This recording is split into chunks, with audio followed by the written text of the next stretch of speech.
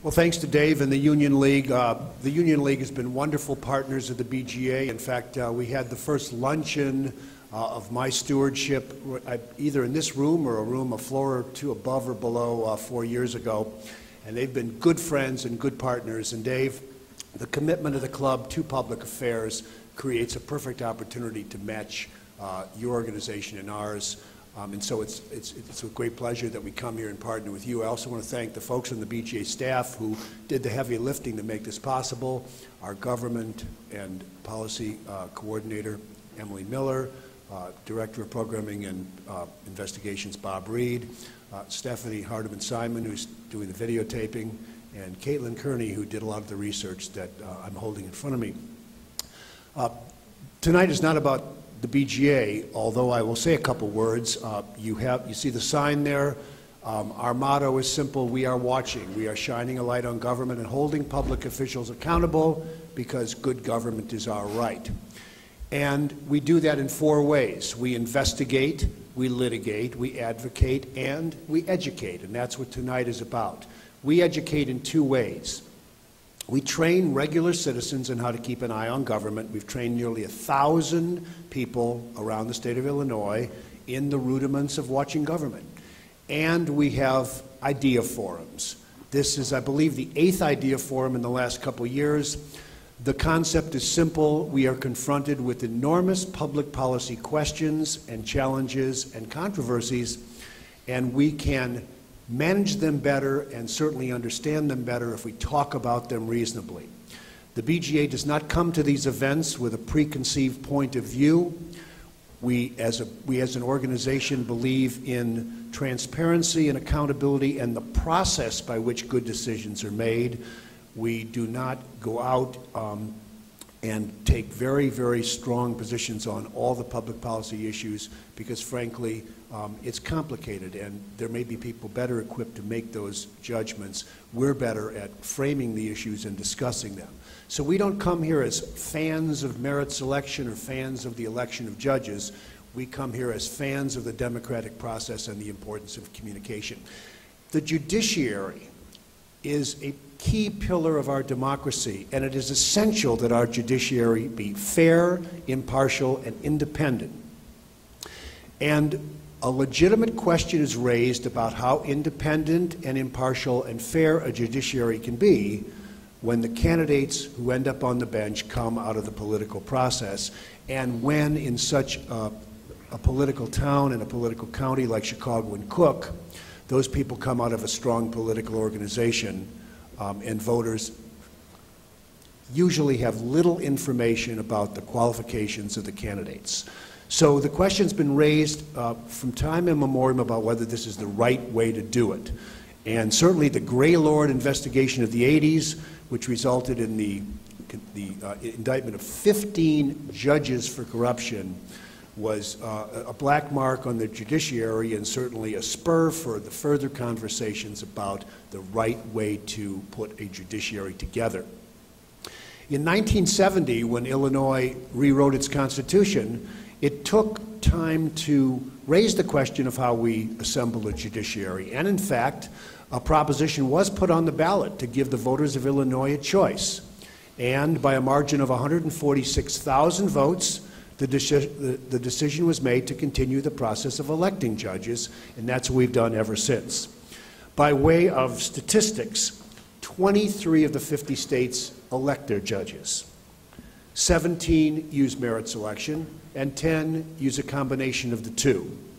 Here in Illinois, we can only change the system if we choose to through a constitutional amendment, which begins either at the referendum level out in the streets with hundreds of thousands of signatures, or more conveniently, but also perhaps more complicated, more difficultly, in the legislature with a 3/5 vote of the 2 chambers to put the measure on the ballot, and then it would have to pass the electorate.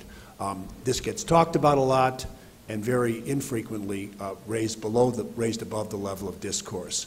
So we thought it was important today to talk a little bit about it, to raise a couple of questions about the way in which we select judges.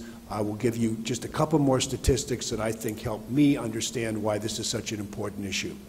In 2010, Justice Kilbride raised $2.7 million for a primary campaign for the Illinois Supreme Court. Of that money, $1.4 million came from the Illinois Democratic Party, $900,000 of it came from unions. Now, I'm not casting aspersions on Justice Kilbride, who I think is an honorable and very capable justice.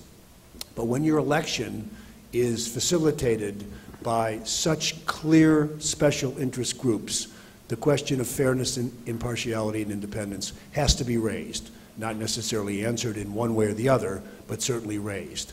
The same for the election of Ann Burke a couple years earlier, in which a quarter of her money came from lawyers and lobbyists. And in the case of Justice Kilbride, $150,000 came from lawyers, many of them perfectly capable of appearing before the Illinois Supreme Court, which in the eyes of some represents a clear conflict and certainly a challenge to impartiality on the bench. So with that frame, let's have this conversation and see if we can end in an hour with a better understanding of what's real and what's possible and what's advisable, so that we can move forward with a little more knowledge and understanding. And to that end, we have 4 people who can really help us move this ball forward. On the panel tonight, we welcome from right here on the right to the far left, John Thies, who is the new president of the Illinois State Bar Association, Anthony Young, who is a former judge and a former state rep, Brian Gladstein, who is the executive director of the Illinois Campaign for Political Reform, and retired appellate justice Gino DeVito. Now, what we'd like each of them to do is to take a couple minutes at the top just to give you their thumbnail summary of where they're at on this issue. I don't want them to talk too long because we have a lot of questions and all of their viewpoints can come out during the conversation. But let's let them each speak for a couple of minutes and then we'll do Q&A. Meanwhile, each of you has in front of you a pad of paper and a pen.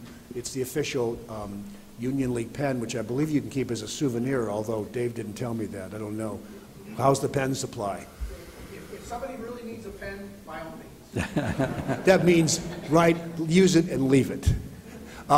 But write down any questions you might want posed. It's a lot easier if you write them down and then Emily or one of the other staff people will come around and pick them up, and then I'll work off of those. Since we don't have multiple microphones, I think it's easier that way. So without further ado, thank you all for joining us. Let's make this interesting.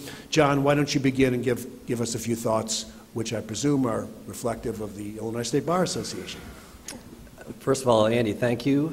It is a pleasure to be here to talk about such a very important issue to the citizens of Illinois, and I think that we have that there are people interested in dialoguing about this is very helpful.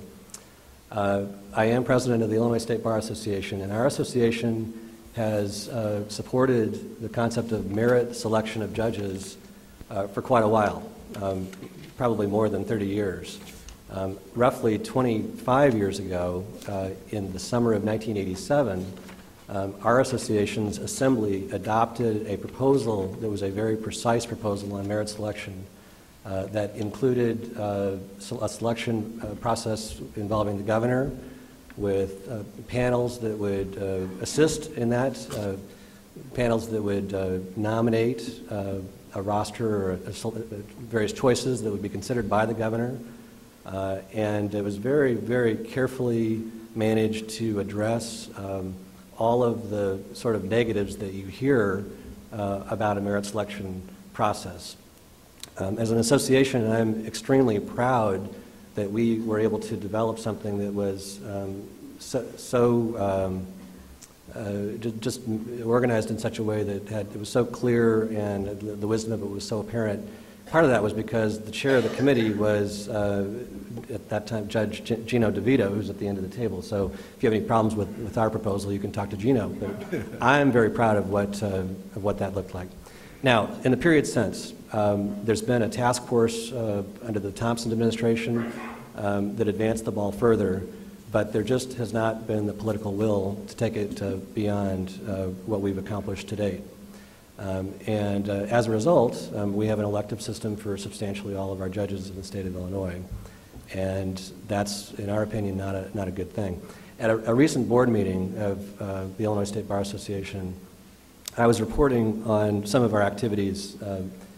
I took over about 10 weeks ago, and a very significant part of my year is devoted to issues of interest to society concerning the judiciary. We have a special committee that's looking at court funding, and a special committee that is also looking at the question of our disqualification standards applicable to judges. Because what we should be concerned about as society is, as Andy said, that our systems of justice be fair and impartial and have integrity, and I think all of us can agree with that. One problem that comes to the surface and has ever since we started having judges is the perception that is the one that Andy described that was at issue in Justice Kilbride's retention campaign. It was at issue in Justice Carmier's race, and certainly at issue in a situation in Iowa recently that was a national story that I'll talk to you about in a bit. But so at this board meeting, I was reporting on what we had been doing with our special committees, and I said, I'm just curious. Raise your hand if you've been solicited by a judge in a lawful way, but solicited by a judge's campaign for funds, say 5 times in the last election cycle. So the whole room raised their hands. And I said, okay, how many had that happen to you 10 times? They all had their hands up. And I said 20 times. A few hands started going down because we have some downstate people on our board. 30 times. And we got to 40, and there were still hands up, and I said, okay, you can put them down. And one person kept saying, no, keep it up longer. I need to go longer. That's a perception problem. There was nothing unlawful, in my opinion, about what was going on, but we've got, even a lawful situation creates a perception problem.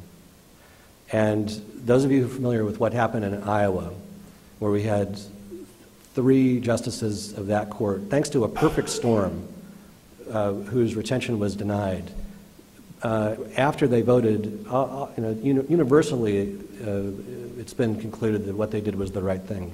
But after all of that, they lost their jobs. I'll talk more about that as we progress, but it's a great case story in why we've got to have reform. Okay, Anthony Young, your turn. And I appreciate if everybody sticks to around 4 or 5 minutes. And I didn't say this at the outset, but I want to. I think there's 2 issues we're going to delve into here, and we can maybe separate them initially. How we choose our judges and how we finance our judicial campaigns. And I know that different people on the panel have different emphases, but I think we can get to both of those because they're related but not exactly the same. So we're starting, I think, at the outset with the selection process. Anthony Young? Thank you. My name's Anthony Young. I'm a retired judge and a retired state legislator. I'm here expressing my views and the views of the Cook County Bar Association, who was asked to participate in this forum. And we are 100% foursquare in favor of continuing to elect judges in subcircuits. And I have to make that distinction because right now we elect judges in subcircuits and we elect judges countywide. We are not in favor of countywide. We are in favor of subcircuits. We believe subcircuits is the medium that allows the public to still elect judges while having an informed choice because the numbers aren't that high. We believe subcircuits allow anyone with a law degree who does not have to be politically connected to get out and walk his subcircuit and convince the people in that subcircuit to elect him. It's happened numerous times. Andy used the words people want fair, impartial, and independent. And I think you're insulting the public if you think they don't have the sense to look at 2 or 3 candidates and determine who they think might best sit on the bench. They talk about the words reform. Well, there was certainly need for reform after Greylord when those 15 judges were convicted. And that impetus for reform led to the passing of the subcircuit law in Springfield. That's how subcircuit came about. It was our answer to reform. we wanted to do two things when we passed that law. The first was create diversity on the bench in Cook County, and we certainly have done that. The number of African American judges have tripled. The number of women judges have tripled.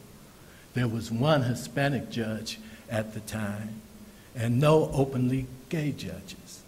So the Cook County bench right now reflects the Cook County population, much more so than it did prior to 1992, and we feel much more so than it would under any selection process. One of the issues raised in the favor of selection is politics. Take the politics out. Now you tell me in the state of Illinois, whoever selects the selectors, however you pick this quote-unquote blue ribbon panel, I don't like the word blue ribbon, but that's what you guys use all the time. Tell me that process is not going to be political. Draw up any way you want to make it, and whoever selects the selectors, it's going to be a political process to select them. You mentioned the governor, but in the state of Illinois, there will be no process anyone could ever come up with where the governor, the mayor, the Speaker of the House aren't going to have a great deal of influence of who those selectors are and who those selectors select. So you talk about reform. In this instance, I think reform means change. In 1985 and 1990, we needed reform because of Gray Lord. I submit that if you look at the past 20 years, the judges who have come out of the sub-circuits, for the most part, have been excellent. The chief judge of the court today, the majority of the presiding judges, several appellate court judges, a federal judge from the circuits, sub-circuits. No big scandals. So answer me this, why take this right of the people to elect their judges away from them for a process that's not proven and in Illinois has to be as political, if not more political, than elections? Again, I say to you, the only way that any lawyer in this county could have a chance of becoming a judge without politics is if he decides to walk his sub-circuit and present his credentials to the people. And it's happened a lot more than I think people on this panel would like to admit. And I don't think there's anything wrong with the judges that have come out of the sub-circuits. We don't like countywide elections because they're too big. The parties control the county. A small group of people will control an election in an area that's too large. And in merit selection, excuse me for using the word merit, because there's no proof of what merit is, but if you're going to select a judge, then the judges are going to be selected by a small group of people who are going to be influenced. It'll be political. It'll just be that the majority of us will not have a say in that. So I think sub-circuits is working fine. If there's any changes, we should make all the judges elected in the sub-circuits instead of electing them, half of them countywide. Okay, Brian Gladstein. Thank you. Brian Gladstein from the Illinois Campaign for Political Reform. We actually have made a strategic decision a few years ago not to specifically work on merit selection, so I'm going to talk about a few other reforms and how we have approached that. So the two reforms that we have pushed is for public financing of the judiciary and for recusal standards. It's been talked about some of the races that have been so expensive in this state. The Carmire race that in 2004 was over $9 million, which was historic. The retention race of 2 years ago and the Kilbride race, $3.5 million was put into that race. And so the amount of special interests that are now looking the same way we've seen super PACs looking to legislative districts and the executive branch are now looking at the judiciary in a way they haven't before. The Kilbride retention race was the most expensive race that we've seen in this state. It was the most expensive race that we've seen in the last 25 years. So ICPR have worked really hard over the last 3, 4, 5 years to push for a public financing bill in Springfield. It passed 3 times out of the Senate. Unfortunately, it's stuck in the committee in the House. And so we still need to push for political will for, I know Andy, you talked about, we'll get to public financing later, but it's right now we need to kind of create the momentum, and we need to create a system in which special interests aren't playing the role that they're playing right now in the judiciary. The second piece is recusal standards. So, we feel strongly that it's unacceptable that judges are either put in a position or have the opportunity to be in a position where money is driving some decision making potentially. There's a perception, at least, and we've seen that in a lot of polls. The Justice at Stake, which is an organization, national organization that we work closely with, did a poll in 2011, which 83% of the respondents from that poll said that they are concerned that judges are influenced in their decisions by campaign contributions. But even more troubling was that 35% of judges felt that their peer judges were also influenced by campaign finance, campaign contributions. And so we are seeing a real change in how folks are looking at the judiciary. There was another JAS poll about 10 years ago that said about 56% of judges supported the notion of judges creating recusal standards. And so there's kind of momentum publicly, but we still haven't seen that in this state. I think recusal standards will really create a higher level of transparency. If judges have to fill out forms about where they're receiving their money, it would create a separate entity that would make decisions. Right now, judges have to recuse themselves on their own, and we feel that there should be a separate entity that does that. It would also create a process in which judges then go and fill those, in those decisions, in those cases in which judges have to recuse themselves. So I think we need to also look at recusal standards. I think we also need to look at public financing of the judiciary. There's a variety of other reforms that I'll hopefully we'll get into as well that can really build some momentum and really to change the way we look at judicial elections and create the integrity of the courts. Thanks, Brian. Gino DeVito, last word in the first round. Like every judge gets. You're going to pull a plug at 7 o'clock, huh? No, I don't know how we're going to ever get all the things we want to say. We only pull a plug when Dave Cohen says the room is going dark.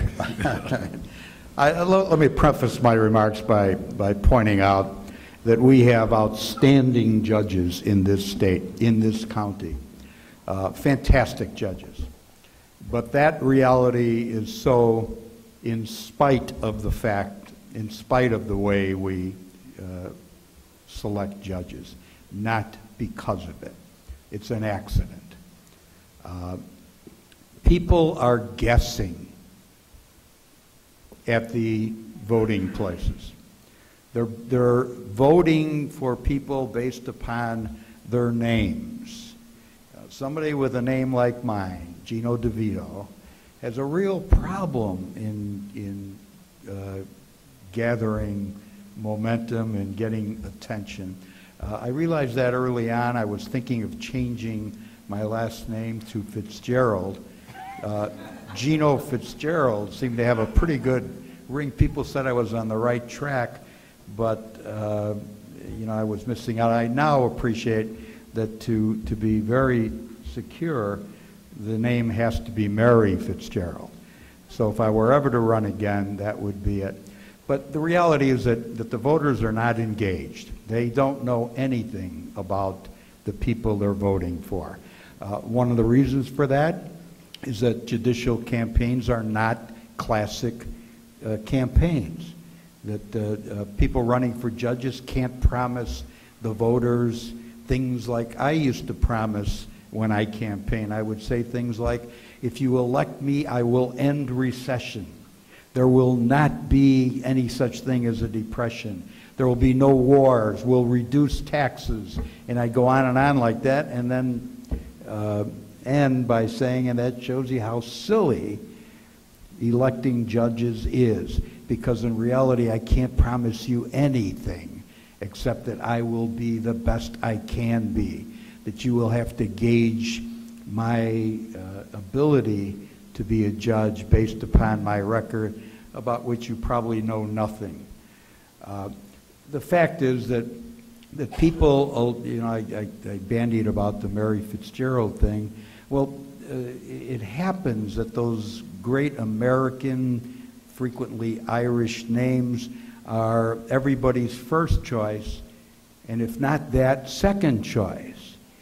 The ethnic people will vote for people of their own ethnicity, but if there's not such a candidate, their fallback position is to vote for the American, the person who speaks perfect English, who doesn't have any other stereotypical drawbacks.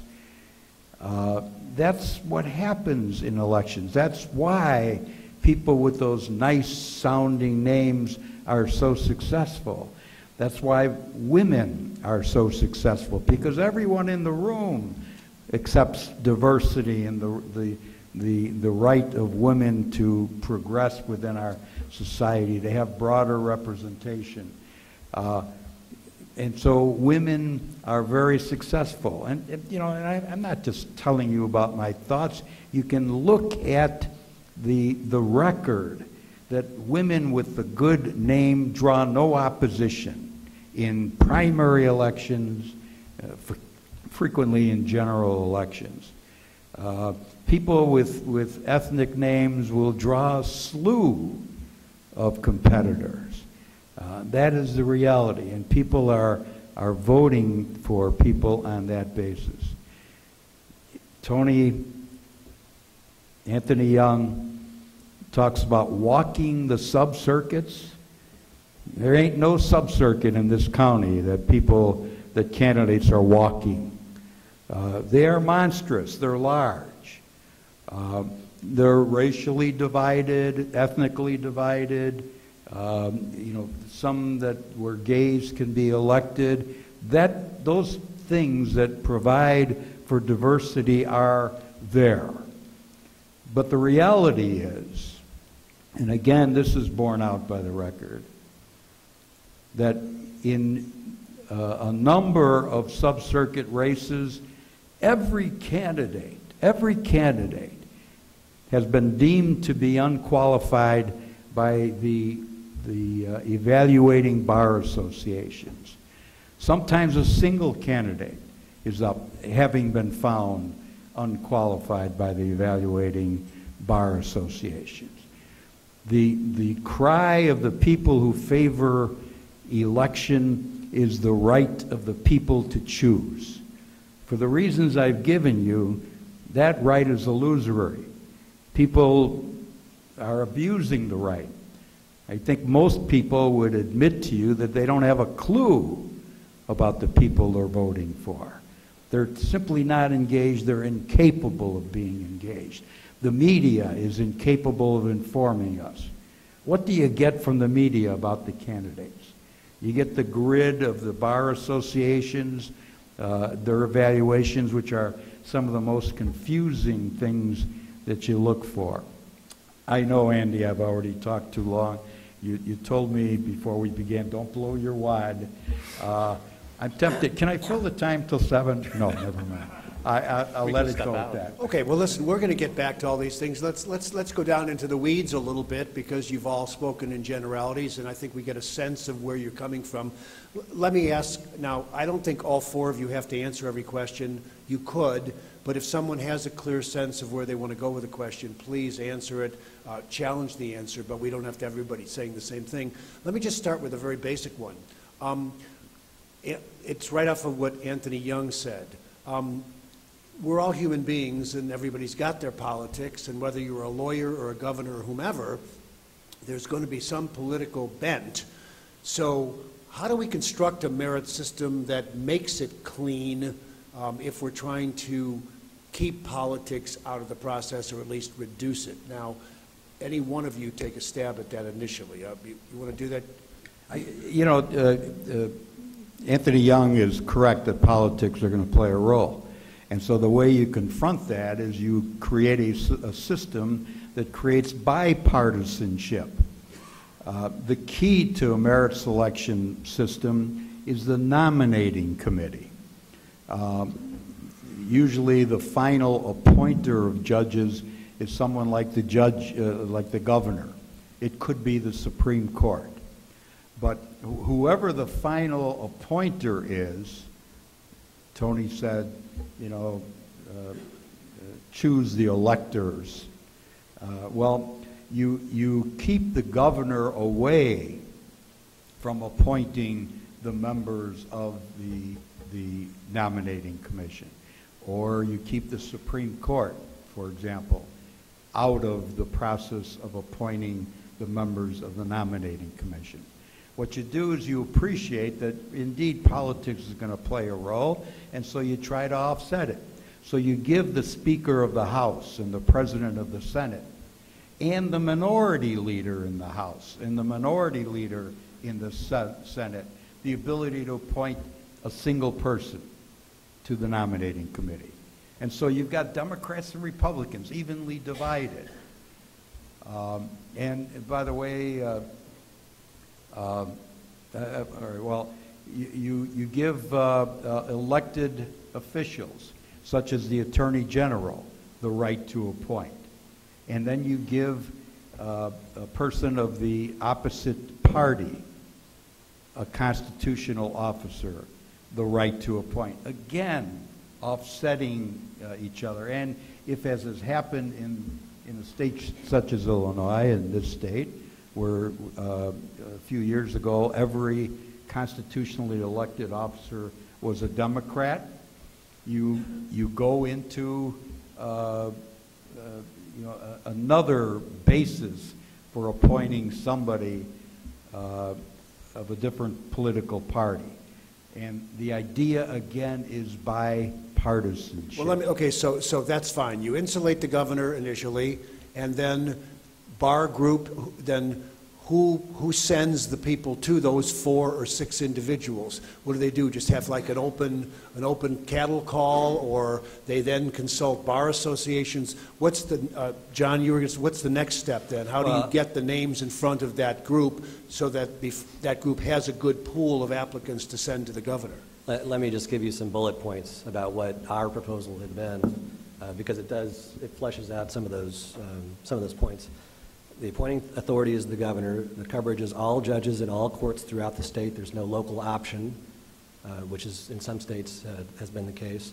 The source of the governor's appointment, a list of 3 names, is submitted by district or circuit nominating commissions. That could be the bipartisan group that Gino talked about. That's right, and I'm going to flesh that out. Nominating commissions are separate commissions for each judicial district or circuit. The composition of the commissions: 6 laypersons and 5 lawyers. 3 laypersons will be named by the Attorney General, and 3 by the next highest elected constitutional officer of a different political party.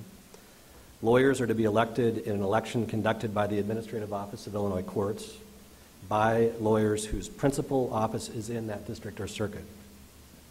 And would this be at all levels? This would be circuit, sub-circuit, appellate? It would, and the way our system was set up, there was a retention process that was very similar. It was the same sort of integrity in the kind of people who are the selectors. So I want to just to close the loop on that. I don't think that there's a perfect system. And so we want to find the one that's the least imperfect.